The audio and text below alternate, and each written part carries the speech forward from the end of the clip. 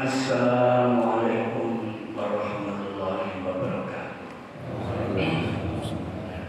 Alhamdulillahilladzi hadana li hadza wa ma kunna linahtadiya laula an hadana Allah.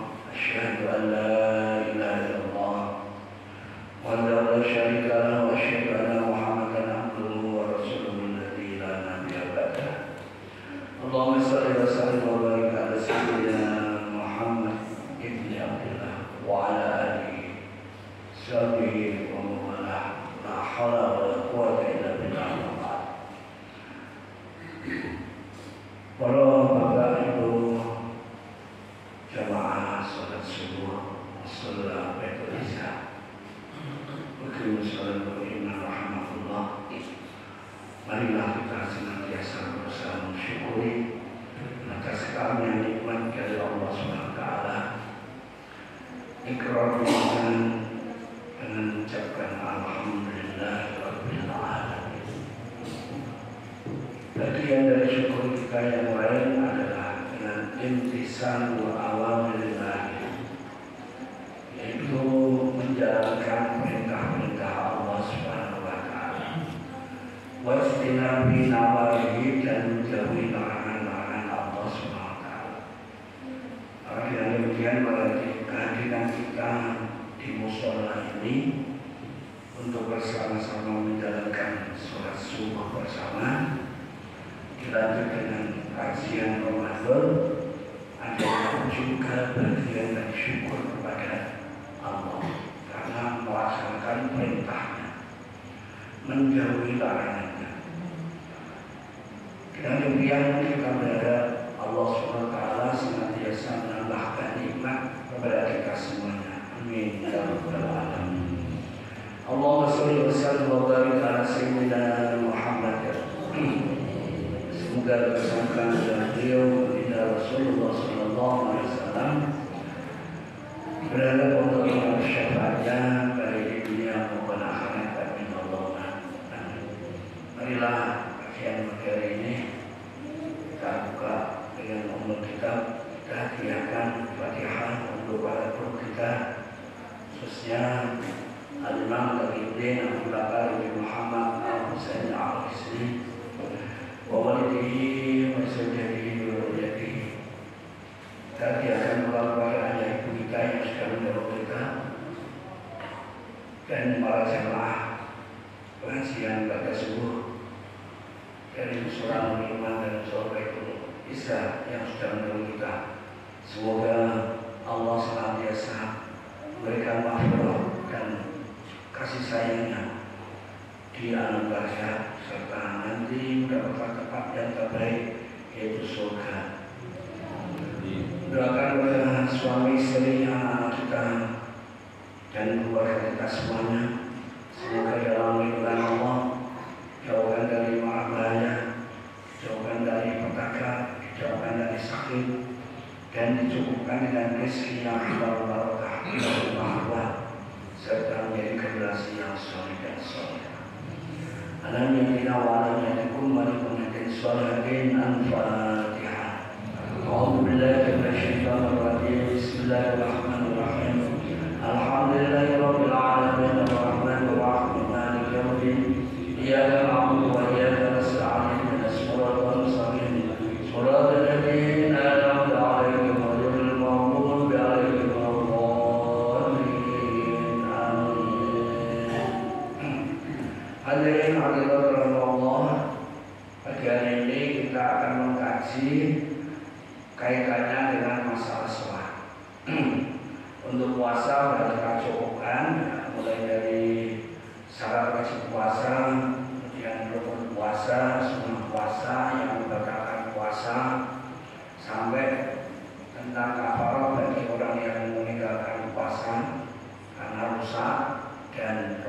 puasanya untuk orang yang hamil dan orang yang menyusui serta orang yang sakit dan orang yang bekerja. Nah, pagi hari ini kita akan kembali mereview ingatkan kita atau pelajaran-pelajaran yang pernah kita terima dari guru-guru kita untuk kembali agar kualitas ibadah kita terutama sholat ini lebih baik. Mengapa demikian? Karena ibadah pertama dari umat Rasulullah SAW itu adalah yang pertama dihisab sholat. Maka sholatnya itu baik, maka yang lain menjadi baik. Tapi manakala itu sholatnya kurang, maka dilihat dulu. Dilihat dulu apakah ia memiliki ibadah sholat sunnah atau tidak. Kalau ternyata kok mempunyai, maka diambilkan dari ibadah sunnah, sholat sunnah yang pernah dilakukan. Tapi kalau tidak punya, nah ini yang harus kita perbaiki. Jadi termasuk sholat rawatib, qobliyah dan ba'diyah ini sudah perlu untuk kita lakukan. Jadi mumpung di bulan Ramadan ini bulan peningkatan untuk ibadah kita, maka alangkah indahnya mulai membiasakan diri sholat rawatib. Jadi tidak hanya manfaatnya sebagai fadilah utama kita, tapi nampili kekurangan dari sholat fardu kita. Nah, Bapak Ibu Rasulullah terkait dengan sholat, jadi tentunya yang pertama kali harus kita kaji adalah syarat sahnya sholat. Nah, yang pertama kali sebelum kita mengerjakan sholat, maka yang harus kita lakukan adalah toharoh. Atau toharoh itu bersuci. Bersuci itu ada alatnya. Alatnya toharoh itu di antara yang utama adalah air. Kemudian yang kedua adalah debu. Yang ketiga adalah batu. Jadi alat toharoh untuk bersuci kita itu yang utama adalah air. Mengapa air utama? Karena air itu bisa menghilangkan ainun najasah, bisa menghilangkan bentuk dari najis yang ada. Sedangkan debu itu adalah hanya sebagai kemurahan, sebagai pengganti dari air manakala kita tidak bisa menggunakan air atau tidak ada air. Nah, batu itu juga merupakan pengganti juga. Jadi yang utama adalah air. Maka hari ini kita akan mempelajari tentang air yang kita gunakan untuk bersuci atau mandi atau untuk menghilangkan najis. Bismillahirrahmanirrahim. Qala ma'arif rahimahullah al-miyahul lati yajuyu biyan ta'adir sabunnya. Air yang boleh digunakan untuk bersuci itu ada 7. Jadi air yang bisa digunakan untuk bersuci itu ada 7. Lah baju itu mawon. Apakah baju-baju yang selama ini akrab dengan kita, misalnya kaki, aqua, ya, mineral, dan seterusnya, apa itu atau yang lain? Maksudnya yang pertama, air yang bisa digunakan adalah air hujan. Ini bisa digunakan untuk bersuci. Wa'ma'ul bahri yang kedua adalah air laut. Ini juga bisa digunakan untuk bersuci. Wa'ma'ul nahri dan yang ketiga adalah air sungai. Ini juga bisa. Yang keempat wa'ma'ul bi'ri dan air sumur. Nah, kalau ini akrab dengan kita. Tapi kalau air sungai itu tidak akrab dengan kita. Mengapa? Kita tidak memiliki sungai. Kalau penggunaan air itu akrab dengan mereka, ya. Jadi sepanjang jalan area kota Demak sebelah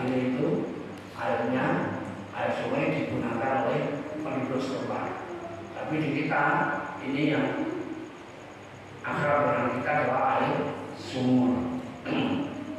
Meskipun sekarang ini air sumur mulai berkurang karena orang-orang sekarang sudah memiliki air artesis atau air sumber. Ini yang kelima.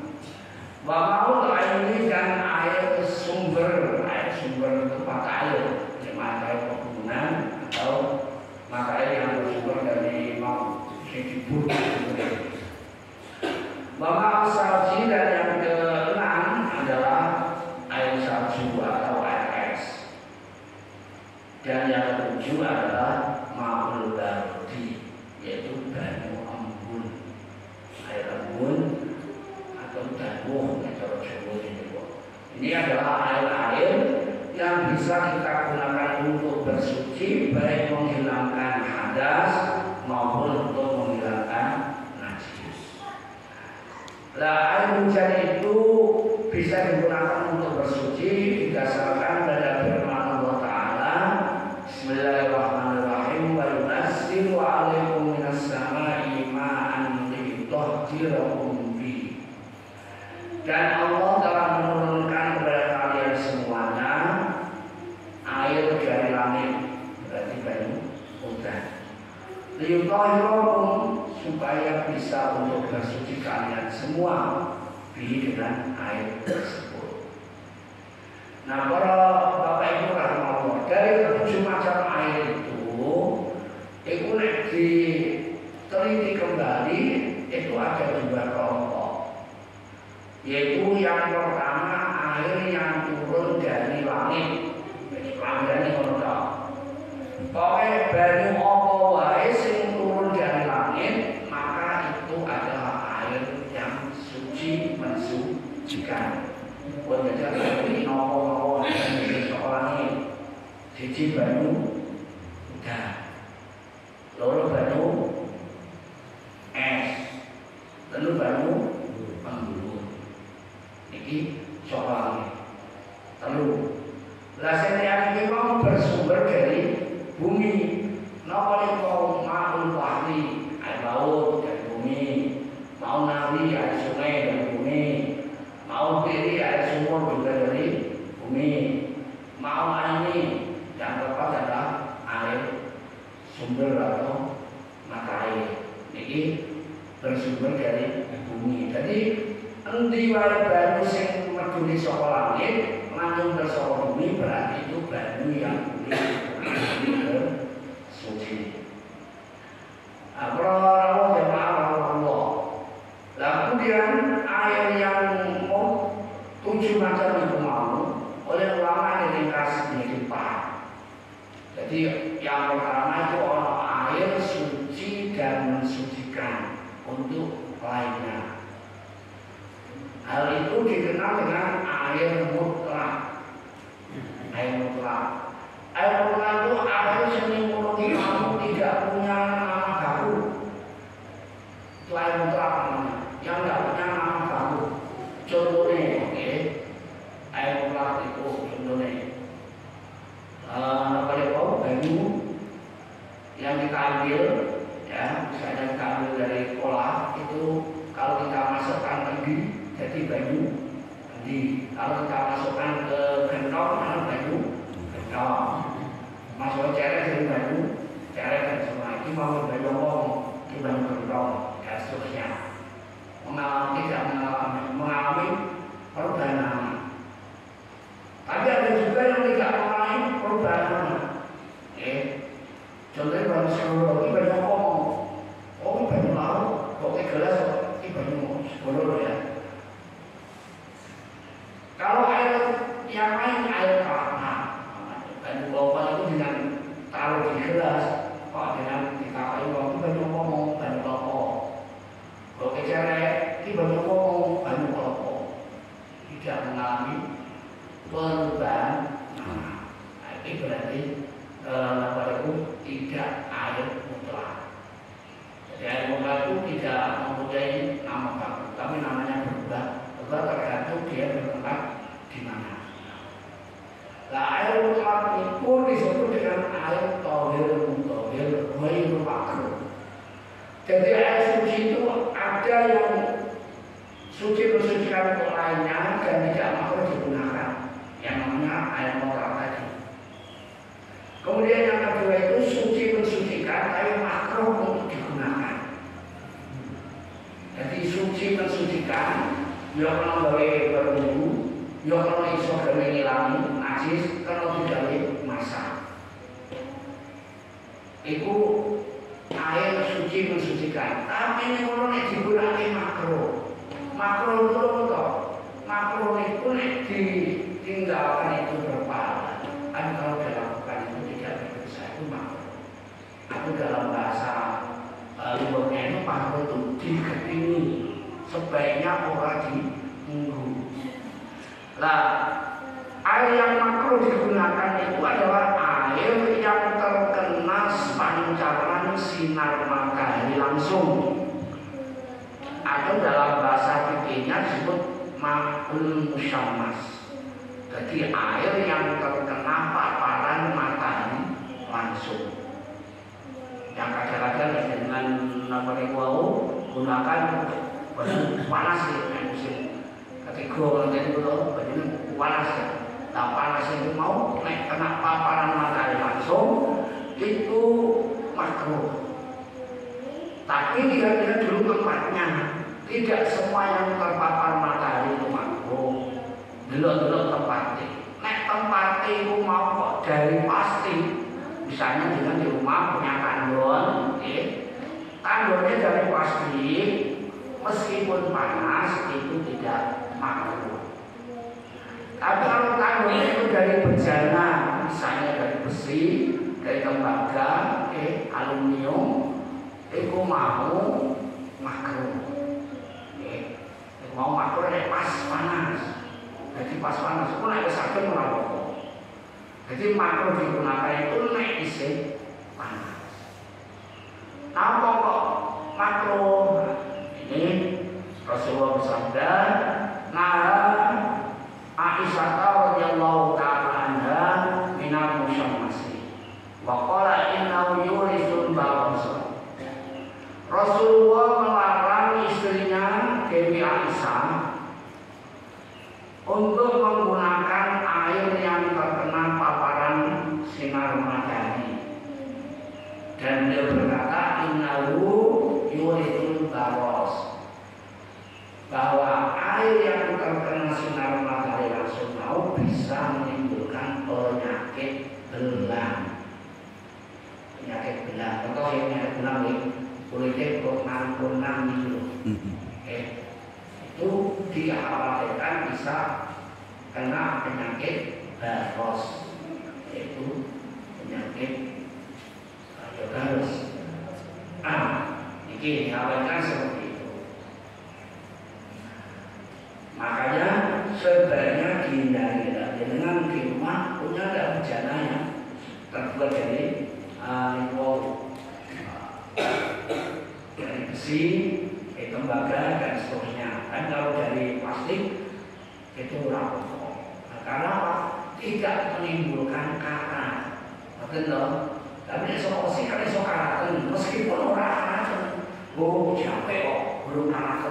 Jadi meskipun belum karat, itu tetap sama bentuknya makruh. Ini yang pertama. Kemudian yang kedua, tohir ghairu mutahhir. Jadi air itu suci, tapi tidak mensucikan yang lainnya. Suci, tapi tidak bisa mensucikan. Artinya suci itu bisa kita gunakan untuk dikonsumsi. Ya misalnya untuk di bidang rapopo, terus digawe liwat rapopo. Tapi tidak mensucikan kalau digunakan untuk menghilangkan hadas itu tidak boleh. Artinya tidak bisa menghilangkan. Contohnya umpama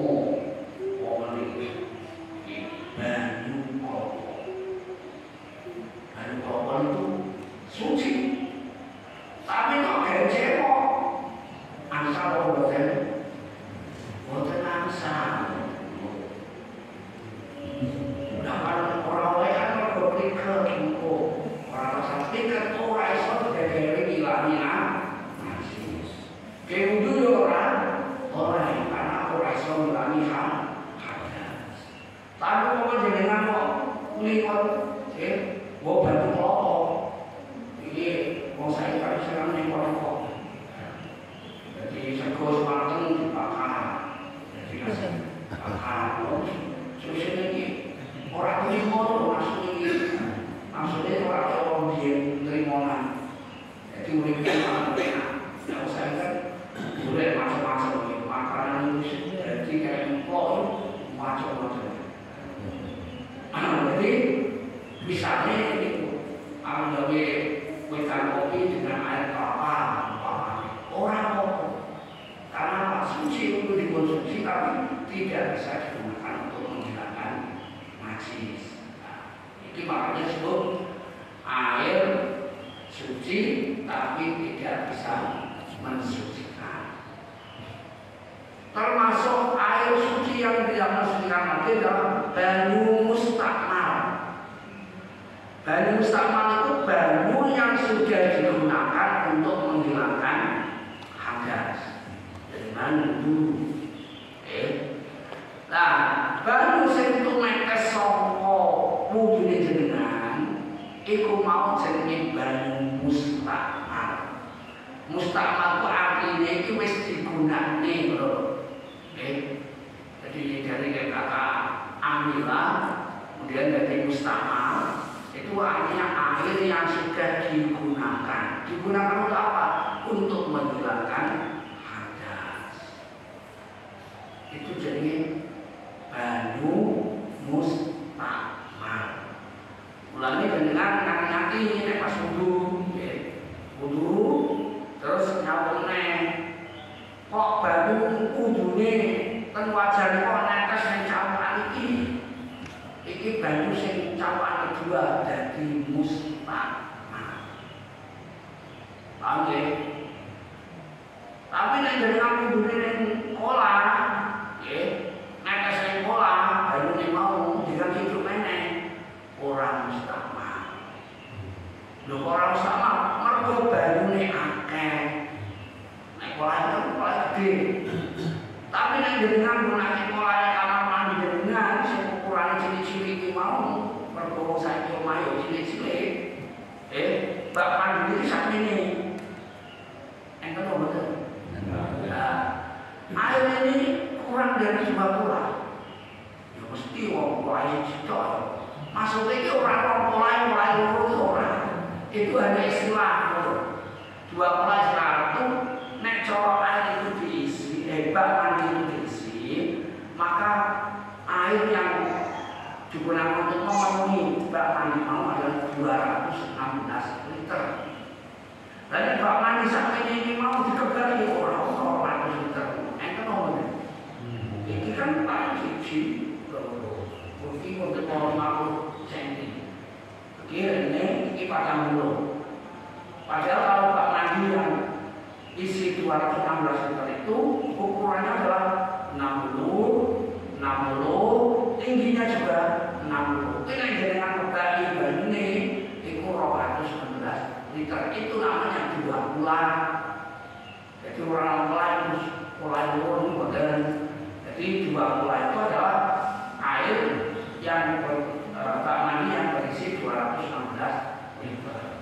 Mulanya dengan kalau naik kamar mandi misalnya biasanya ada ini kamar mandi sing gawe cemok, sing ekono kamar WC biasanya mulai sini.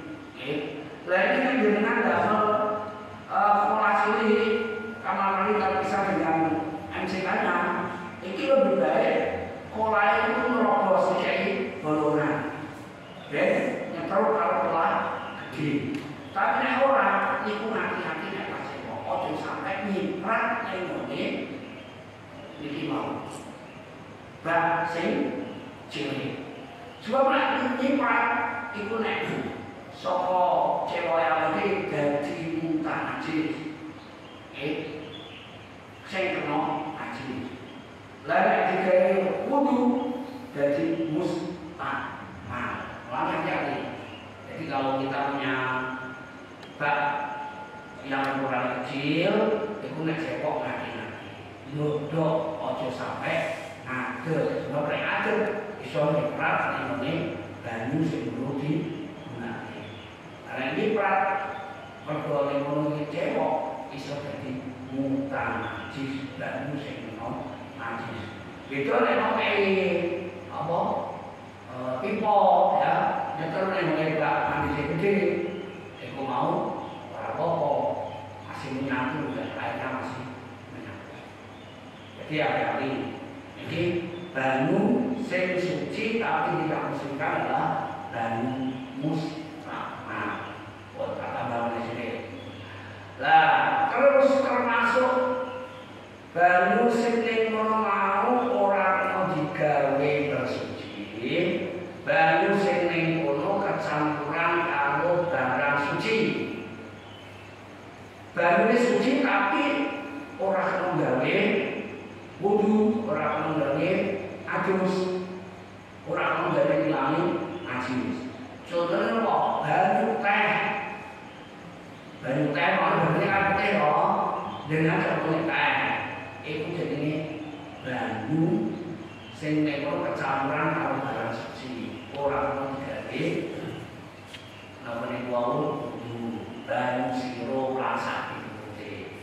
Jadi termasuk bagian dari air.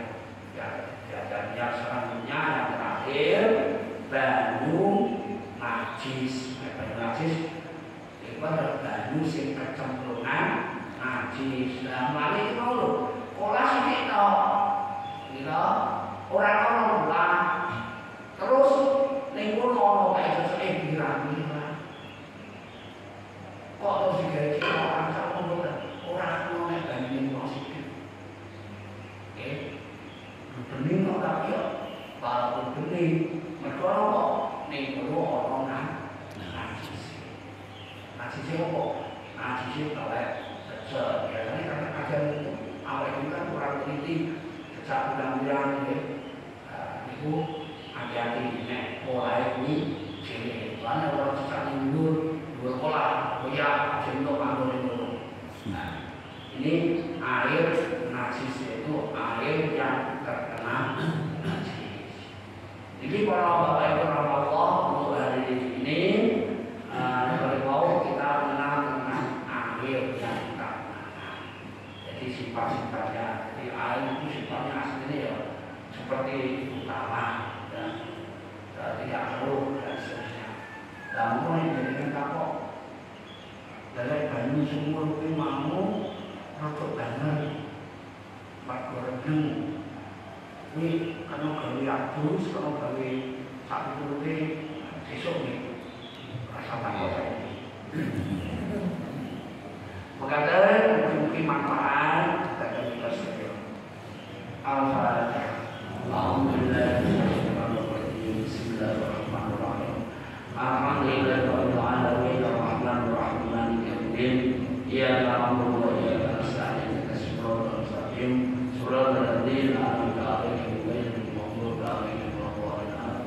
Allahumma shalli wa sallim wa barik ala sayyidina Muhammad alhamdulillahi rabbil alamin. Amin. Allahumma bika asma'u wa bika sayyidina Muhammad rabbil alamin wa ilaka nusyir Allahumma inna na'udzu bika minal kufri wal faqri wa min qabri na'udzu bika minal hammi wal hasadi wa na'udzu bika min al-'adli wal hasadi wa na'udzu bika minal jubni wal bukli wa na'udzu bika min adzabil qabri wa min rijal Allahumma anta rabbuna la ilaha illa anta tawakkalna wa anta rabbul 'arsyil 'azim masyaallah kana wa ma lam yasha' yakun la haula wa la quwwata illa billahi al-'aliyyil 'azim anna Allah ala kulli syai'in qadir wa anna Allah qad ahata kulli syai'in ilma.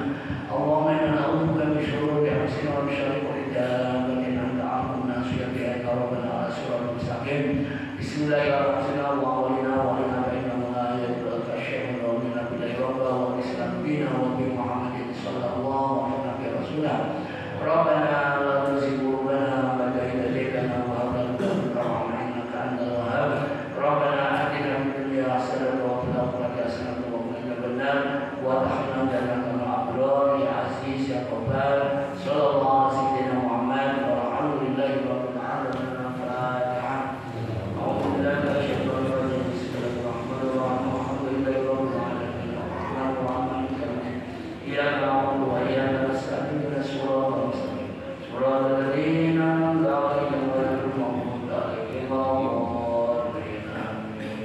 dan insyaallah